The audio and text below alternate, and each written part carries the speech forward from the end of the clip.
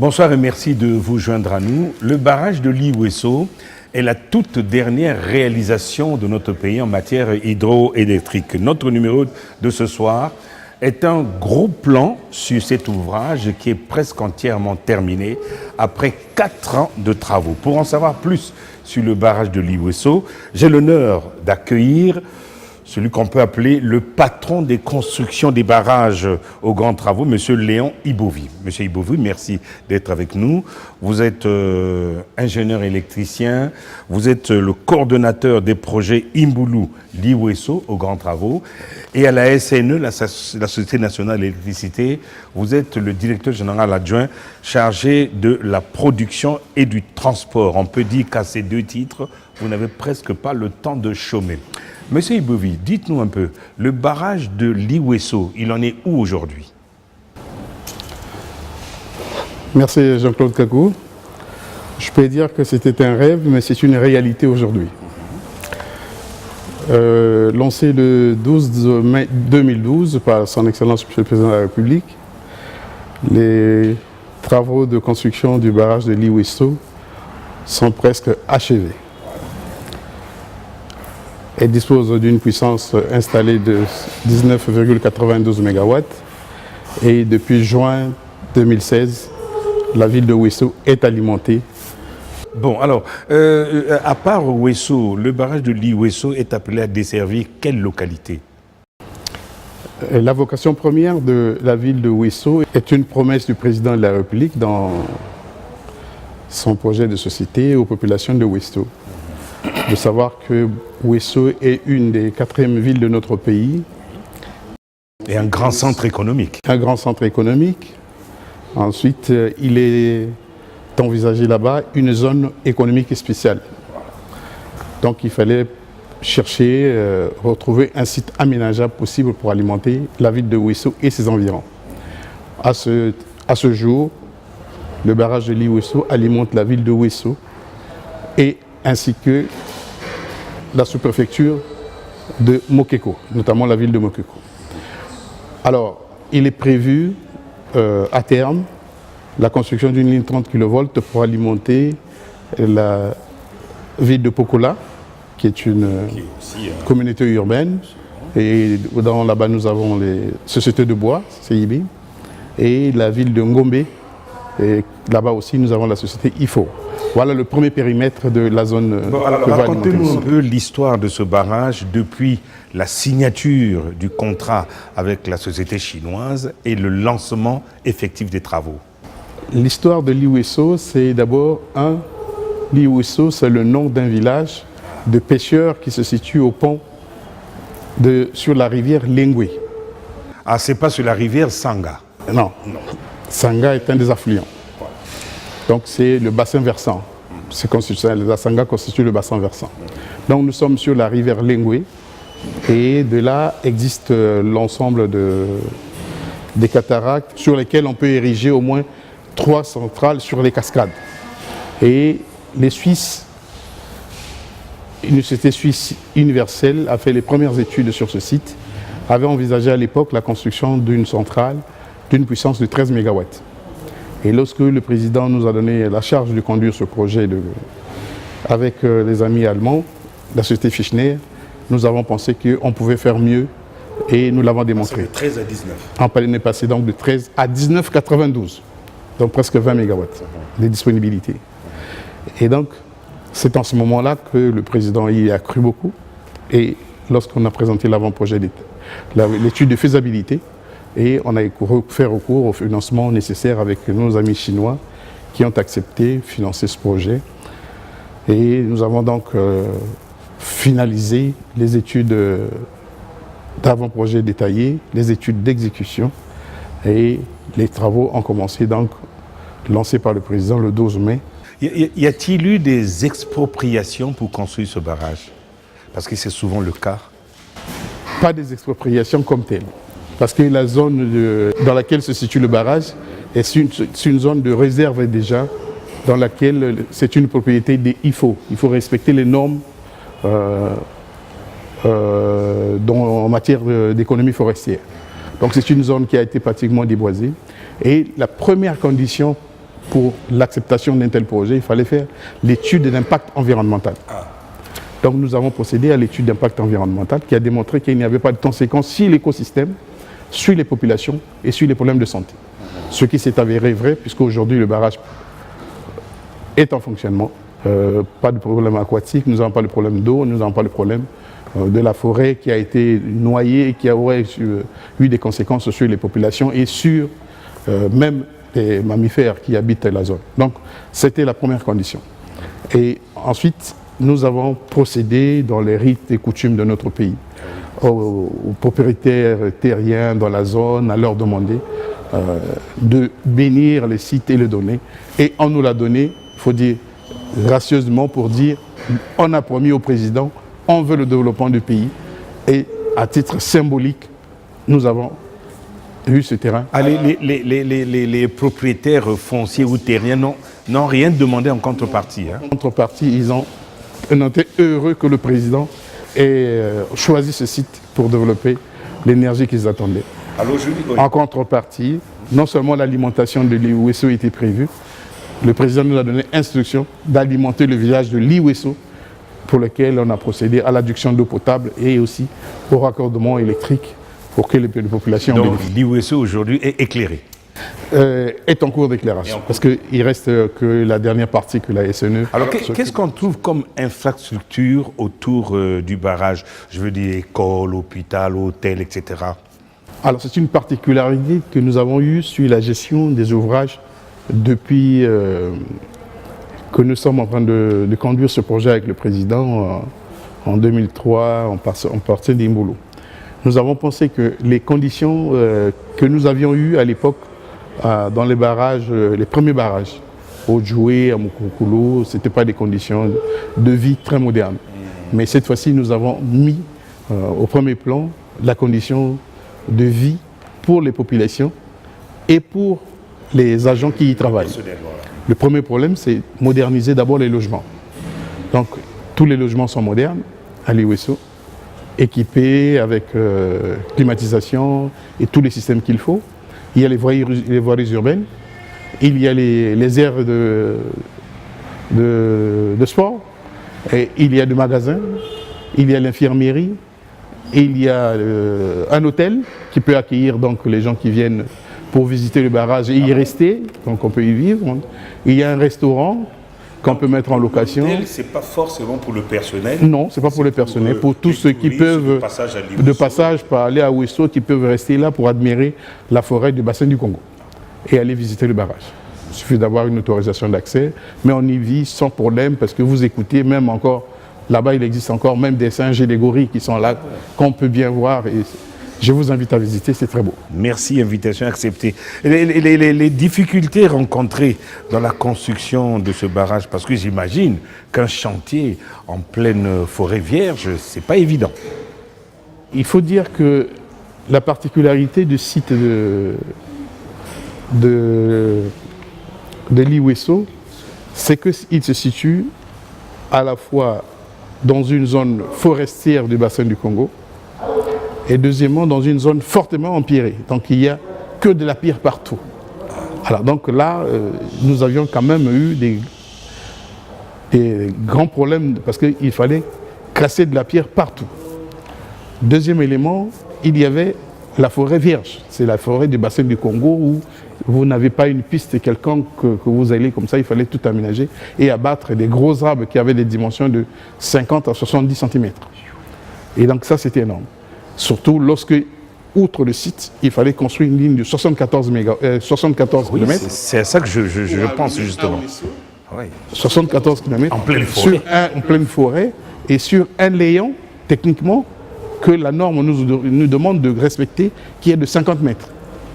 Le layant, c'est donc là où doivent être passés les pylônes, divisé par deux, de chaque côté, vous devez avoir 25 mètres. Parce qu'il faut tenir compte de la hauteur de chaque arbre qui se situe. Déblayer 25 mètres. De chaque côté. Parce qu'aucun arbre ne doit s'abattre sur la ligne. Et ensuite, un autre problème, c'est que la zone est fortement pluviométrique. Il pleut beaucoup. Autre particularité, c'est que c'est une zone à haut niveau isokérénique très élevé. Donc beaucoup de coups de foudre. Alors, les coups de fraude sont difficiles pour nous parce qu'il faut écouler les coups de fraude quand ça s'abattent sur les lignes, il faut écouler les surtensions atmosphériques qui sont dues, qui entraînent des surtensions. Et qu'est-ce qu'on a prévu pour ça? Ah ben là, on était obligé d'améliorer ce qu'on appelle les résistances de terre. Dans les prises de terre, il fallait les améliorer, mais dans une zone en pierre.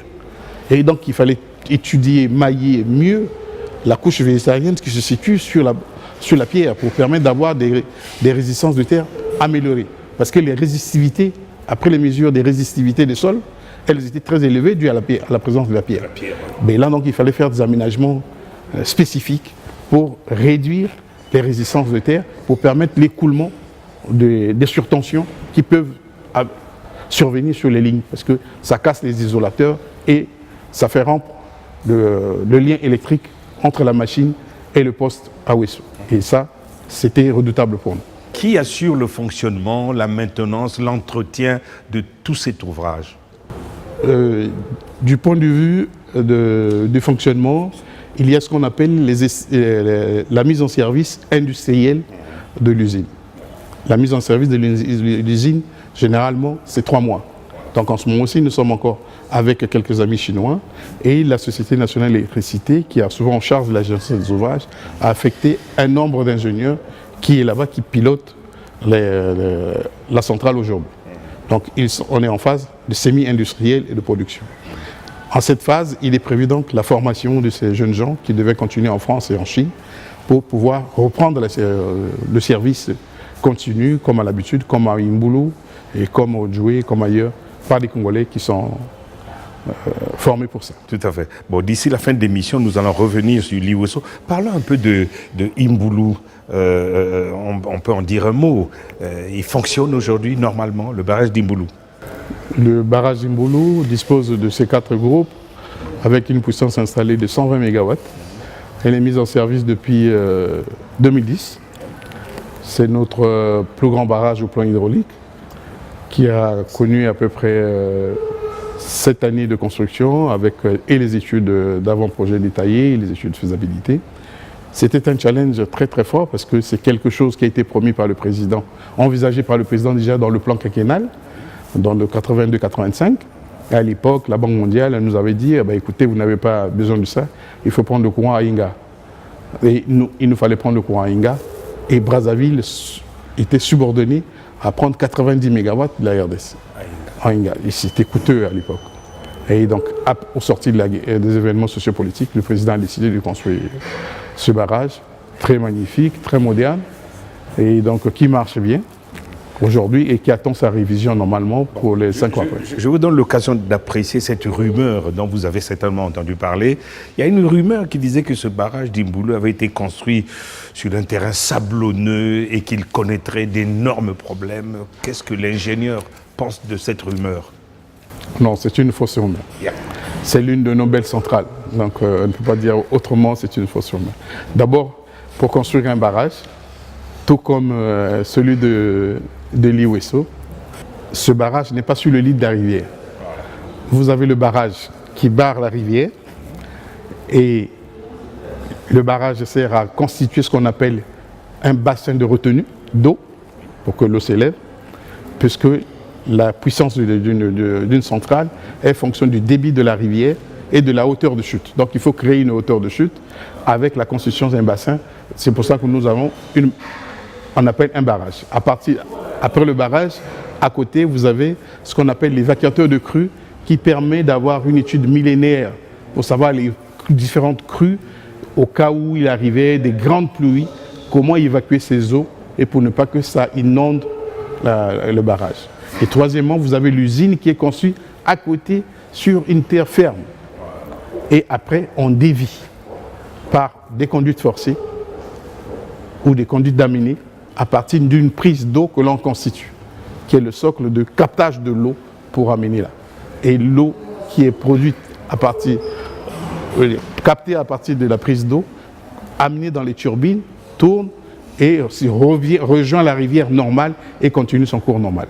Et je dois dire une seule chose encore plus importante, c'est qu'il s'agit pour ce qui est de l'hydroélectricité, de la transformation de l'énergie cinétique de l'eau en énergie mécanique, parce qu'elle elle touche la turbine et en énergie électrique. Voilà le moteur. Donc, il n'y a pas de quelque chose. Donc, Imbulu conçu sur du sable, c'est tout à fait infondé. Non, tout à fait infondé. Alors, parlons-nous un peu du réseau de transport Bunji-Evo. Bunji-Evo, c'est un aussi des projets majeurs de président qui avait promis aux populations de la cuvette ouest, parce que dans l'objectif de maillage du pays en infrastructure énergétique, il fallait raccorder l'ensemble des chefs-lieux de région. Et une possibilité s'offrait lorsque nous avons envisagé à partir de Imbulu d'amener le courant jusqu'à Owando Bunji, et à partir de Bunji, il est construit une ligne 110 kV long de 74 km qui arrive à Evo et qui transforme le poste avec un poste 110, 30, 20 kV. Les travaux sont en cours, tout le matériel est déjà sur place. Alors revenons au barrage d'Imbulu. Vous savez, monsieur le coordonnateur, que les Brazzavillois pensaient ou espéraient qu'avec le barrage d'Imbulu, le courant serait quasi permanent dans les foyers et qu'il n'y aurait presque plus de délestage, ce qui n'est pas encore le cas. Qu'en est-il exactement? D'accord. Cette question, elle est spécifique, elle ne répond pas à l'objectif que se fixait Imbulu. J'ai rappelé tout à l'heure que Imbulu était prévu à être construit des années 82. Donc, dans la croissance de la demande à Brazzaville, était de l'ordre de 80 et 80 MW, et 90 MW. Ne dépassait pas les 100 MW.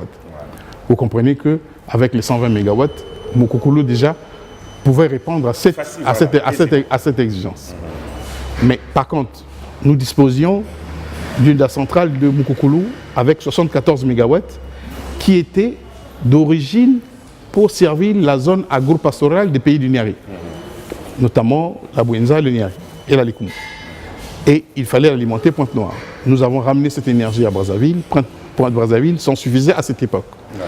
Mais quand vous prenez 85 à 2010, la croissance, la demande de Brazzaville est passée de 80 MW à 140-150 MW aujourd'hui. Une explosion. Donc, vous comprenez que Imbulu ne peut plus répondre à cette demande.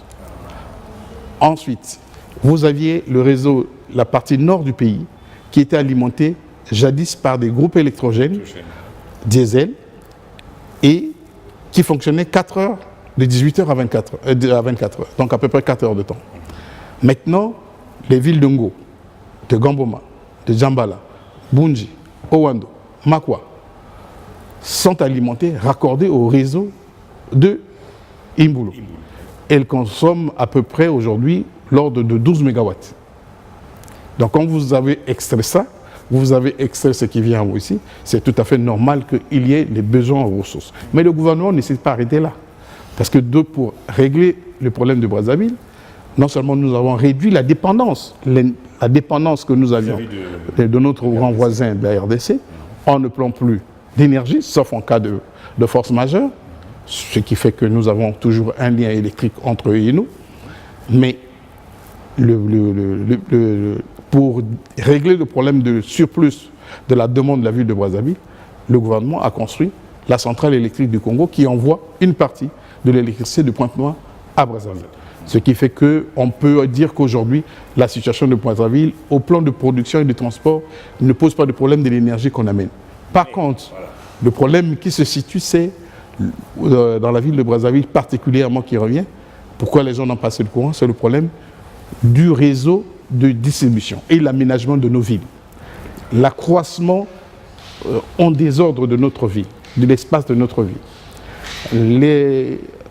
Les normes non respectées de construction dans notre ville font que la demande explose. Il y a des clandestins, il y a des gens qui ne sont pas connus et il faut ramener à des distances très, très longues l'électricité et les gens n'ont pas l'électricité de bonne qualité. Je rappelle au passage que en matière d'électricité, un poste de transformation moyenne tension doit être érigé à côté de la plus grande charge. Ah.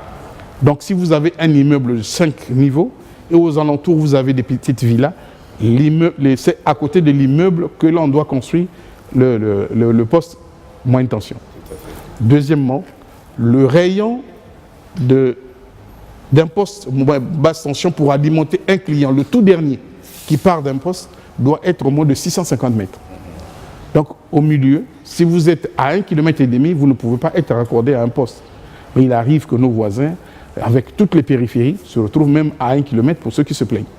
Mais quand vous avez construit ça, vous vous attendez à une ville qu'on ne pourra pas maîtriser. Il faut donc maîtriser la consommation domestique et industrielle pour que nous passons le cap qu'il faut. Alors, parlez-nous un peu du Centre national de dispatching. Où se situe-t-il et à quoi il sert? Le Centre national de dispatching, on peut l'appeler autrement le Centre national de conduite des mouvements d'énergie. Ah, expliquons. Il est situé à Djiri, un centre de conduite très moderne.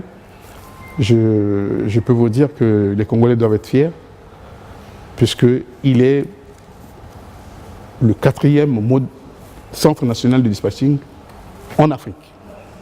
Ah bon, mais ça, oui, c'est une qualité exceptionnelle. On peut voir les amis de PAC, les autres du Maghreb, qui ont regardé ce centre national de dispatching et l'innovation technologique qui a été mise en place. C'est un centre très moderne. Son rôle principal, c'est de gérer l'ensemble des systèmes d'information de nos centrales et de nos postes de transformation. Donc, il permet de raccorder les centrales à tous les postes de transformation et en temps réel d'avoir les informations en téléconduite, en téléaction et en télécommunication. Donc, et en télécomptage. Donc, c'est un genre de tableau électronique, de panorama électronique qui permet de voir comment le système fonctionne et de voir quels sont les goulots d'étranglement qui peuvent se situer à tel ou tel niveau. Et ensuite, il permet de savoir si dans une centrale, il y a un groupe ou deux groupes qui n'ont pas de possibilité, qui sont en arrêt, et il commande à une autre centrale de prendre le relais. Par exemple, nous avons la centrale électrique du Congo qui est une centrale à gaz.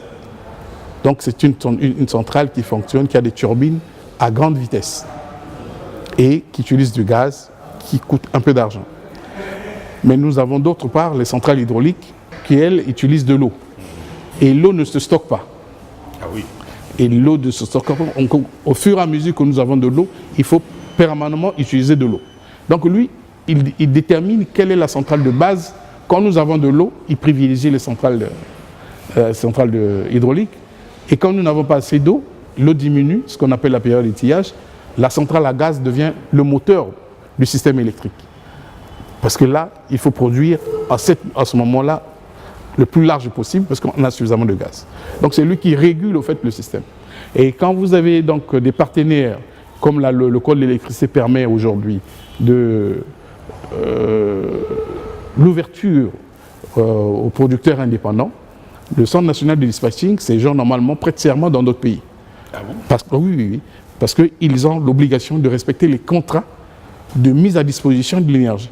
Donc le citoyen ou le consommateur pourra lui choisir de savoir à quelle heure l'énergie hydraulique doit être utilisée ou l'énergie thermique ou à gaz, premièrement. Deuxièmement, quel est le coût de cession de cette énergie? Donc si c'est moins cher ou si c'est plus cher. Donc c'est au Centre national de dispatching que l'on dit. Et ensuite, à la fin du mois, il peut faire le bilan de dire, moi, j'ai des problèmes à Imboulou. Toi, est-ce que tu peux répondre à cette exigence-là si je retire 30 MW? 2-3 jours avant, l'autre centrale doit pouvoir dire, je suis capable. Et en ce moment-là, on doit respecter ce contrat, c'est mis à disposition. Important alors ce Centre national de dispatching? Oui, bien sûr. C'est comme un centre stratégique de l'armée. Venons-en au barrage historique du Djoué. Je dis historique parce que c'est le barrage de nos indépendances. Nous savons qu'il est en cours de réhabilitation.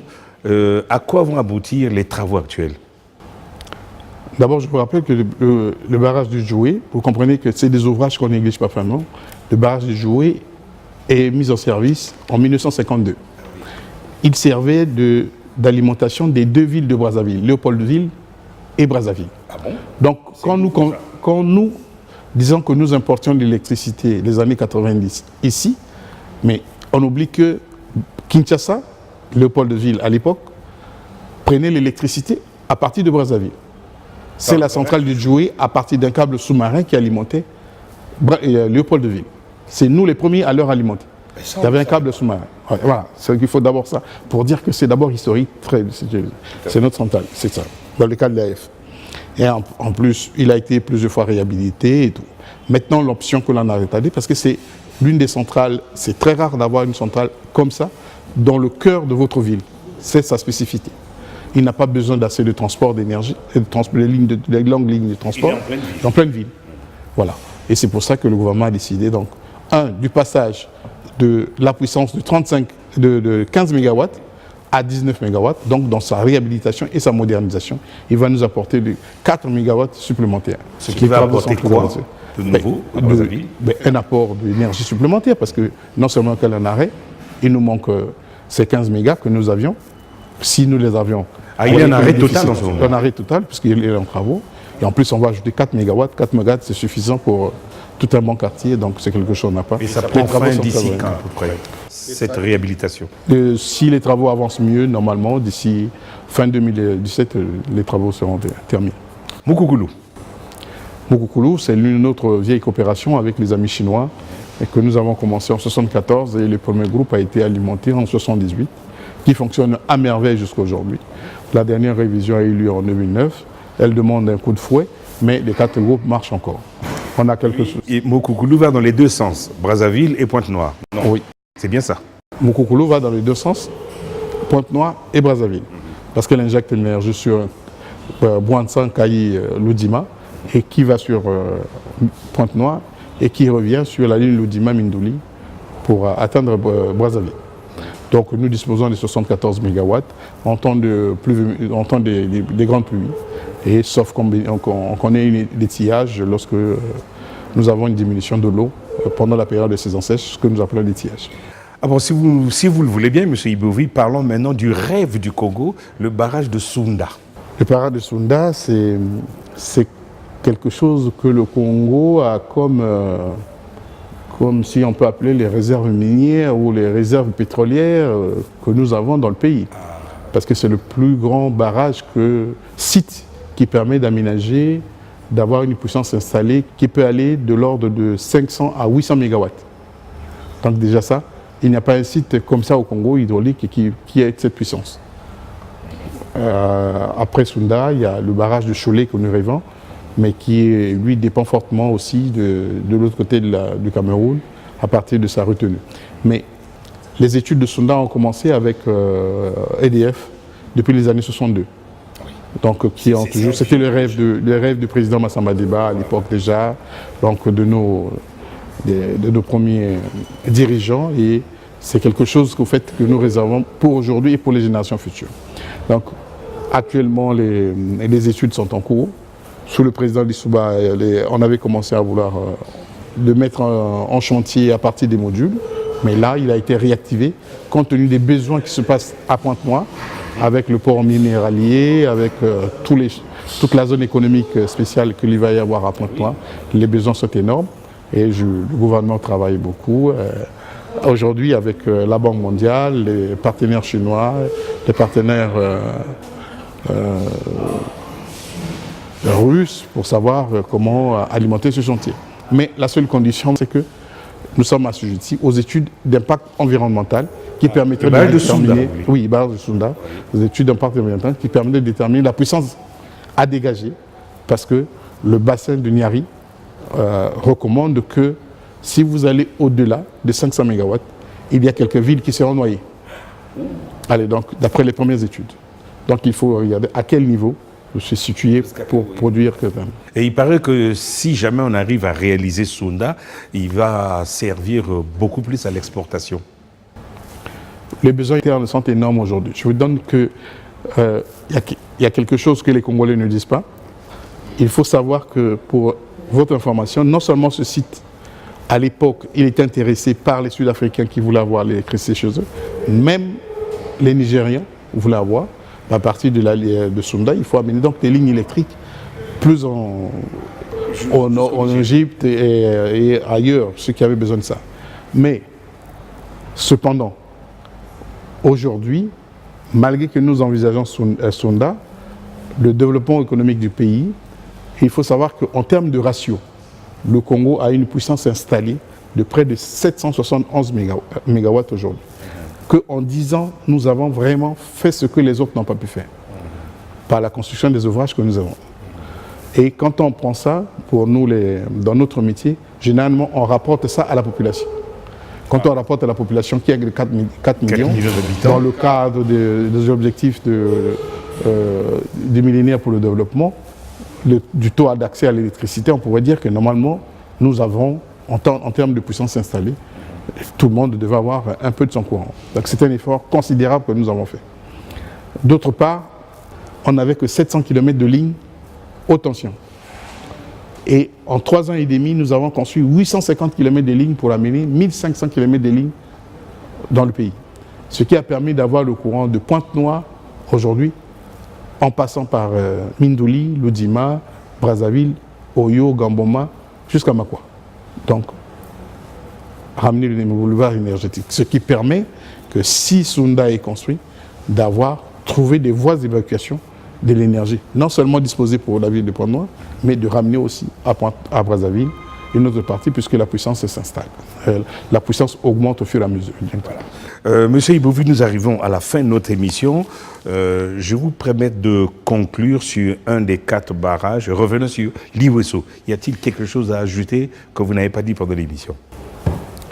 Liwesso, je peux dire que que tout est dit, mais c'est un des maillons parce que le système de Wesso est un barrage isolé qui n'est pas raccordé au système électrique. Donc, à l'avenir, ce qu'il y a pour améliorer le système électrique, c'est que la ville de Wesso soit raccordée au système électrique. D'où nous avons envisagé l'extension du poste de Wesso pour permettre d'amener l'électricité sur Makwa à terme et aussi d'envisager son raccordement sur Makwa n'est pas encore alimenté. Makwa est alimenté, mais il faut faire la jonction pour continuer la jonction entre Makwa et Owando pour avoir la continuité du boulevard énergétique de Pointe-Noire à Wesso et jusqu'au-delà. Et ensuite, la construction du barrage de Cholet qui, lui, viendra aussi permettre d'étayer, de rendre plus fiable le système électrique.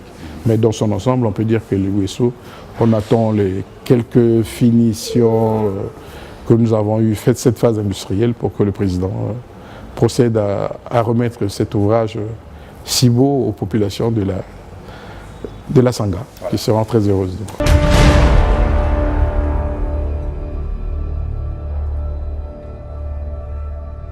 Aujourd'hui, il y a de l'énergie. Énergie qu'on n'avait pas autrefois, qui ne nous permettait pas d'étudier correctement.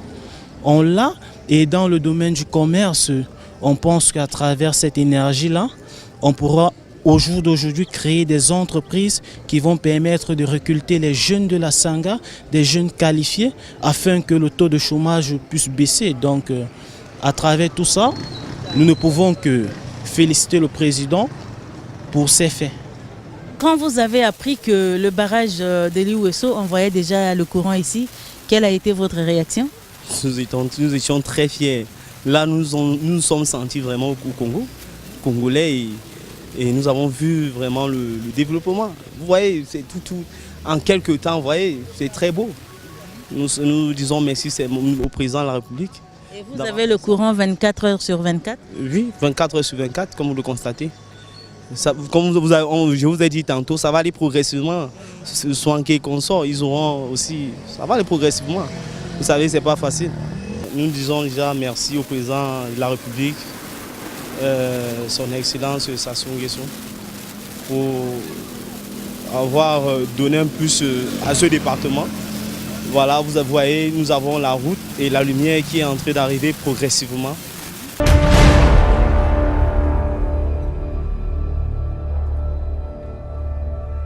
Monsieur Léa Ibovi, merci d'avoir été des nôtres pendant ce petit espace. Je rappelle que vous êtes ingénieur électricien, vous êtes le coordonnateur des projets Imbulu Liwesso et à la SNE, vous êtes le directeur général adjoint chargé de la production et du transport. Merci infiniment d'avoir accepté notre invitation et merci à vous qui avez suivi cette émission. Rendez-vous lundi prochain. Merci à vous.